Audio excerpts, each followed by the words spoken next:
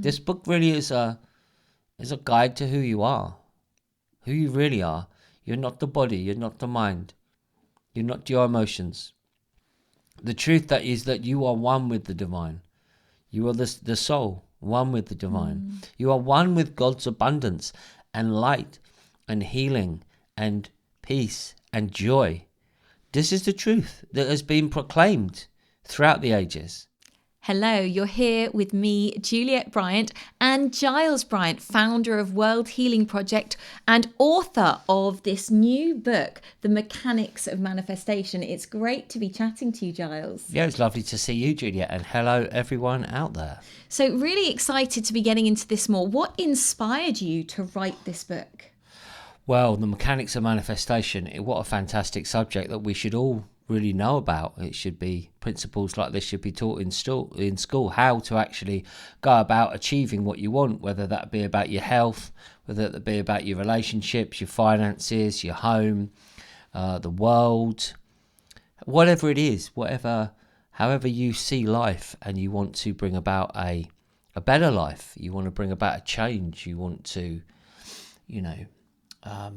as Michael Jackson said, if you want to make the world a better place, take a look at yourself and make the change. So I suppose that's the essence of it, really. And it's quite an amazing journey, this book, from beginning to now, isn't it? Do you want to share a little bit about the journey of writing this book? Yeah, I was born in 1975 in Chelmsford. So on New Year's Day, we did a webinar for Thrive in 2025, and in preparation for it I made some notes, and my talk was going to be about the mechanics of manifestation. And I made some notes for my 20-minute presentation, and as I was writing these things down, plan, do, check, act, exchange of energy, see it, believe it, achieve it, overcoming obstacles, I was writing these things down. I had about 9 things, and I looked back at the piece of paper and I thought to myself, these are chapters of a book. Love it. So that was on the 1st of January. And on the 1st of March, I had a published book in my hand. So 2 months from the idea to the manifestation of it, holding it in my hand for a published book. So I think that in itself proves the mechanism that I'm really talking about. But it's a 30-year journey, 30-year journey of researching since I really woke up to a more spiritual consciousness in life and started to look about how things work, how things operate, how does the universe actually work on a subtle level. For every action there is an equal and opposite reaction, this interactive aspect of energetic dynamics that underpins things. And it was quite interesting, at the same time you were writing this book, we were feng shuiing the house, we were reorganizing, resorting, getting the energy flow of the space to work better, which really, I think, enabled you to, within that space, allow your energy system to work, to really, it's quite a feat to pull this book off in such a short space of time, and with such profound wisdom in this book. I've read it along the way. I've had chapters read at bedtime to me, and, it's a really profound, the wisdom. It's not a big book, but it doesn't need to be, because what you share is so concise, without any waffle, that you could just read a little bit and go, wow, and just sit and meditate on a paragraph, Yeah, it's not a big book, as you say, and there are big books out there, and there are fantastic books out there on this subject. But I don't think there's anything as concise as this. So I started writing on the 1st of January, and I had my chapters, and as I sat down at my computer, it was as if the words were just flowing. I liken it to being by a spring, by a freshwater spring, and the water's just constantly flowing out. And it was really like that.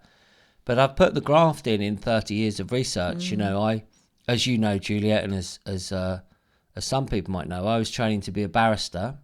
That was my chosen career path. So I do have I am effective at researching.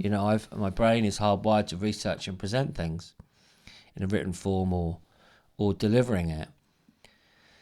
So I've spent 30 years, and rather than studying law, I suppose you could say I've been studying cosmic law and studying yoga and studying healing and studying music and studying nature and just reading a lot. I don't know how many books I've read since in the last 30 years, but thousands of books. And there's some really good ones. There's some fantastic ones, The Autobiography of a Yogi would be my top one. If you want to learn about manifestation, I'd read that one first. So in writing this, when I had those chapter headings, so like one of the first ones in the book is energy flows where attention goes. And it is an old chestnut, but it's so true. Where we place our energy, where we place our mind, where we place our attention, it draws energy to it. And we can see this in many examples. If you look at President Trump, he's a divisive figure, but he gets a lot of energy. Yeah. Whether people like him or they don't like him, he's just getting the energy. So we can use that in our own lives by choosing what we focus on. I mean, right now, it's staggering, but my brain is absorbing billions of bits of information every second, and I can't cope with that. I can only process several thousand. Isn't that incredible? What a supercomputer we have! But like a lens, like you have the lens out, the magnifying glass, and it harnesses the sun. This is like the power of the mind.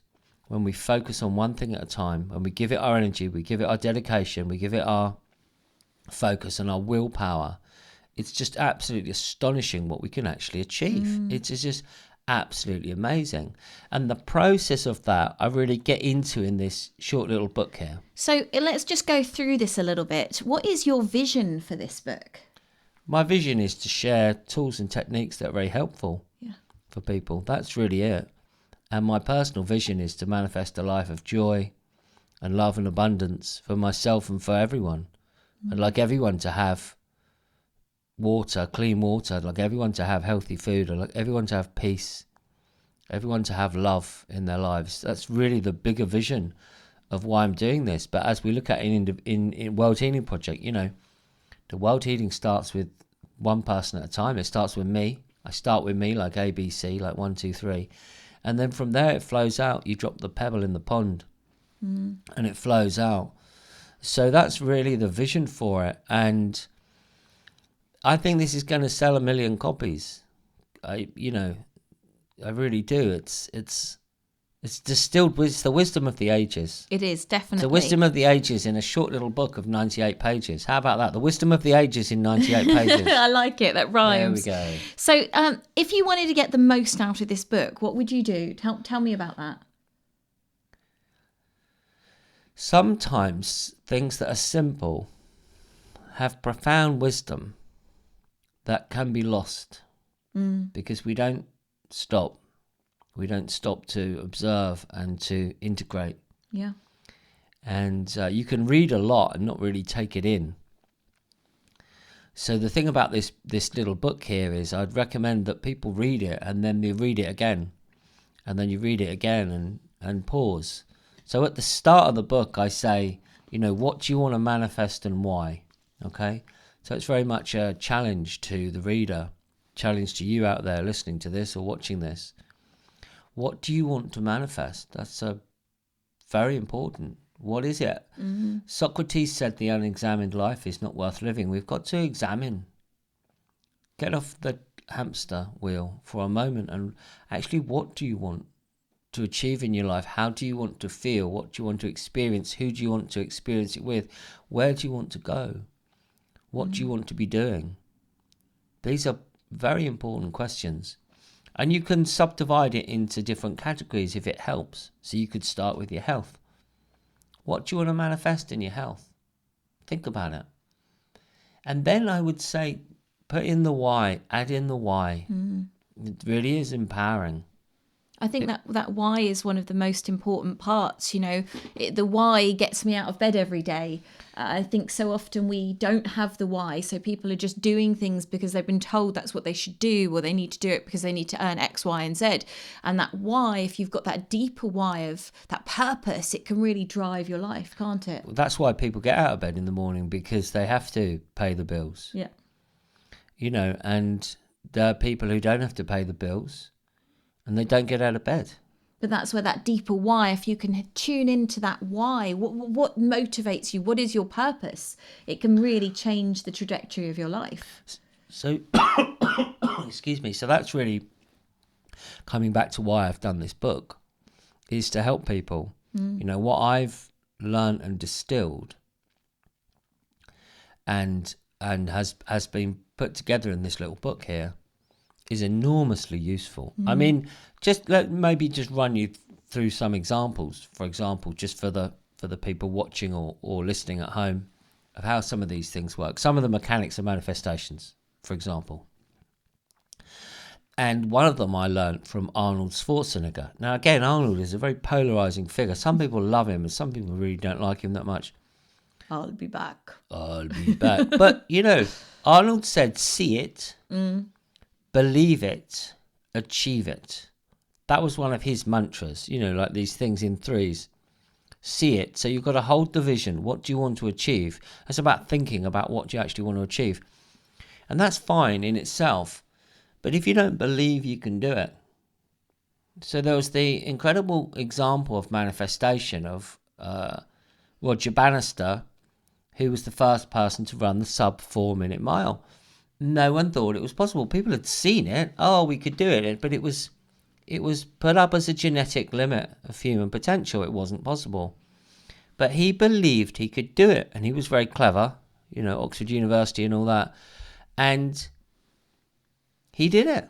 He actually did it through training methods, having a pacemaker and all of this. And then when he did it, when he achieved that, it changed the beliefs of others. And others then believed they could do it. And then they did. And now people in college, you get good college athletes can run the sub 4 minute mile. But that's really a very important process. So what Arnold did was he actually visualized, he actually saw him winning Mr. Olympia. He actually visualized him being successful as an actor. At one time, the most successful actor in the world. And then he even became the governor of California, married into the Kennedy family. It was all he'd visioned this stuff in. So if you don't have a vision, if you don't write it down, so I often think, how are you going to make it happen? There's a lot of dreamers in the world. People who just, well, what do they actually do? Put those dreams into reality. It starts with the dream. It starts with the vision. Starts with the idea, but then you've got to take action. So this book is filled with opportunities to take action, to write it down and make it happen, to schedule, to do your to-do list, to do a vision board. These practical techniques of looking at where you are, where do you want to be, and this is how you can get there. And you've got some great charts in here as well that people can fill in, the wheel of life, so that you can actually use some of these tools to take it to the next level. And you've got a chapter, write it down, make it happen. I think that is one of the keys, isn't it? You have the thought, as you said, you write it down and you actually put it into action. You start taking those steps towards the manifestation. Yeah, I mean, I stand on the shoulders of giants with this book. People like Napoleon Hill, Think and Grow Rich, and The Secret, Bob Proctor, these Tony Robbins, these incredible people who've shared this wisdom. No one's put it as concisely as this in a little book before, I don't think. But so I stand on the shoulders of giants, and one giant that I stand on the shoulder of is my good friend John Bradley. And John's given me such wisdom. He's an incredible business expert, skills consultant, very wise man. And one of the things that I talk about in the book that John shared with me is called Plan, Do, Check, Act. It's an incredible mechanics of if you want to achieve something. So let's talk about my book, for example. Plan, Do, Check, Act, how I actually achieved it. So look, the idea came and I planned it out. So a book has chapters. So you write the chapter titles. I wrote a synopsis, what it's going to be about. And then I did it, plan, do. This is one of the keys. Just get on, do it. Started writing. Every day I'm going to write. Every day I'm going to write. I had a discipline of doing it. Some days it just didn't happen, or I was busy and I just didn't really feel the flow. So, okay, I left it.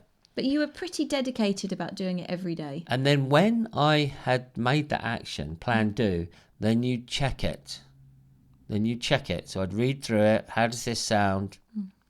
And then when I compiled the whole thing in a draft form, I sent it away to a few trusted people who I thought would be useful to look at it from a point of view of content, but also, the technical grammar and all those sort of things. Is the comma in the right place and all of this? And then I got feedback based on the feedback. Plan, do, check. So I checked it. And then you act upon what you found in the checking. And I've got a few diagrams in the book, a few little things that I created just to help illustrate things. Because, most people are quite visual. So if you imagine you're trying to climb up, Julia, imagine there's a really steep mountain you're trying to climb up it. And it's just like this. It's just going up. That's going to be quite a hard thing to get up it. But imagine that mountain has had steps cut into it. Yep. Often if we think we want to achieve things, I run the World Healing Project, so my Monday is, my to-do list is save the whale, ban nuclear weapons. Clean water, clean air, clean soil. Yeah, like remove pollution, feed the starving. It's just got, well, where do you actually start? Sometimes it's overwhelming. That mountain just seems too high. I'm going to do one thing. Multitasking is not a thing. Do one thing at a time, right? I can do this, but do you know what I mean? It's really just focus on one thing at a time. Be in the now, the power of now, as Eckhart Tolle said. And then you do that one thing, and that's like the step. Yep. And then you can climb up, and then you go on the next step. And then you go on the next step, and you're not going to slide down because you've got a firm, you're grounded. And the process of continuous improvement is checking it and acting it, checking it and acting it. So in doing the book, I then left it some time. This is always a good thing. If you want to manifest something, don't rush. Just then have some time, review. So I left it a week, and then I went back to it, and I read through it, and I made the plan, do, check, act, and I made some notes. Okay, then I refined it again, then I refined it again, and here we are. And no doubt the book will be refined as further editions come out, because you can always improve things. This is the point. I am not striving for perfection. There's only one place that perfection dwells, and that is within the divine. It is within the soul. It is within the great spirit. The perfection isn't in the book.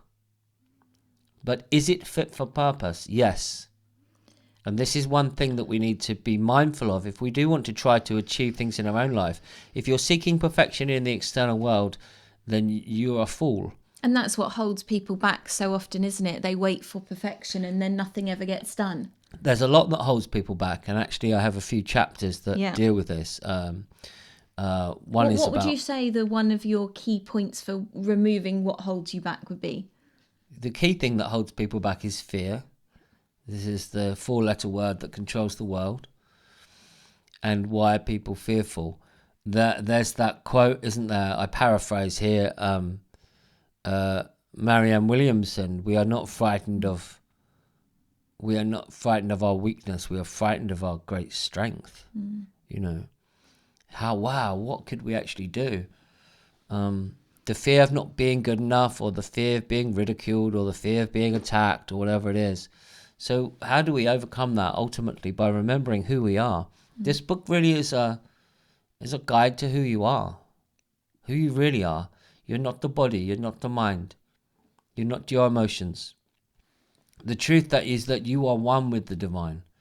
You are the soul, one with the divine. You are one with God's abundance and light and healing and peace and joy. This is the truth that has been proclaimed throughout the ages. The kingdom of God is within you, Jesus said. The kingdom of God is within you. And in the Gospel of St. Thomas, he says, and all around you. This is the truth of the matter. So if we want to overcome fear, we need to have practices. You need to get in the right state. There's a whole chapter about how to get in the right state so you can manifest effectively. Some of my tips would be make sure you're hydrated, make sure you've got nutrients inside you, exercise, deep breathing, get outside, get your bare feet on the ground. Some of these practical techniques to help overcome, as you mentioned earlier about feng shui, creating a nice workspace. But don't spend your life creating a nice workspace and never do anything. Get on and do it. So for me, I have a little tidy up and then I have to get on. Otherwise, I spend my whole life tidying, and that's not the point. What would you say the greatest message from this book is, The Mechanics of Manifestation? What would you say the key thing, if you got one thing you could say from this book, what would it be? That the kingdom of God is within you and all around you, that you are love and you are peace and you are joy. And this is a guidebook to a life of purpose and joy and abundance. And how you see abundance is different. We all see things differently. But it's a roadmap. Yeah. It's a roadmap to how you can achieve things. So exciting. And I have read this and it is beautiful. And, the feedback so far that's coming in is amazing about this book. It's really already, even though it's only been out for 2 days, it's already transforming people's lives. And the people who read it beforehand, the feedback is incredible. So it's really worth getting your hands on a copy of this book. And how can people do that, Giles? Well, you can go to worldhealingproject.com and you can buy the book there. It is going to have an ebook, and the ebook will be free from worldhealingproject.com, and it's going to have an audiobook, and the audiobook will be free from worldhealingproject.com as well. But this is currently available, £12, free UK postage. If you're listening to this out of the UK, then just go to the website, send me an email so I can work out postage costs. If you want me to send it to Timbuktu or Russia or America or the Ukraine or wherever, then we can try and ship it to you. But of course, then we'll be able to send you the electronic ebook for free, which is a wonderful thing. So yeah, please do get a copy. Please do buy a copy, and let me know how it helps your life to manifest, greater purpose and joy and abundance. Well done, Giles. It is a great feat. The Mechanics of Manifestation. Get your copy now and enjoy this incredible wisdom that has flowed through you so beautifully. Thank you, Juliet. Thank you. And God bless everyone.